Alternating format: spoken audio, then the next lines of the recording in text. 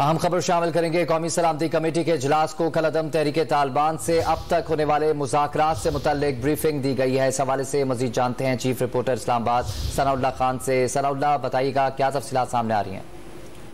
देखिए, बड़ा critical moment है, इजलास जारी है और जिस तरह आपने बताया कि कलअदम तहरीक पाकिस्तान के साथ जो मुज़ाकरात का एक सिलसिला खत्म हो चुका था, उस पर बातचीत की जा रही है। उसकी वजूहात को भी देखा जा रहा है जो जराए बता रहे हैं, और दो ऑप्शन हैं जिन पर गौर किया जा रहा है। आया कि क्योंकि पाकिस्तान की जो सिचुएशन है इकानमी को, उसके मद्देनजर रखते हुए आया कि फुल फ्लैग ऑपरेशन किया जाए तो इन दहशतगर्दों के खिलाफ, या अमन को एक और मौका दिया जाए। तो ये दोनों ऑप्शन है।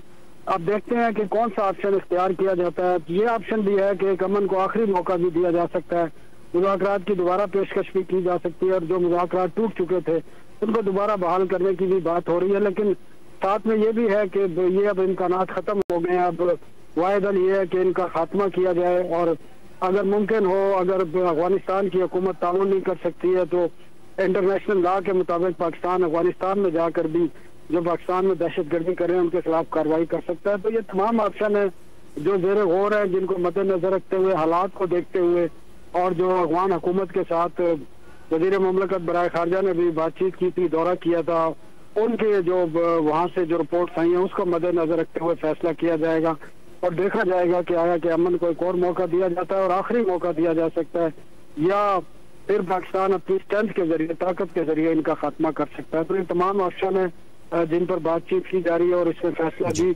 आज हतमी होना है। चीफ रिपोर्टर इस्लामाबाद सनाउल्लाह खान हमें अपडेट कर रहे थे। आपका बहुत शुक्रिया।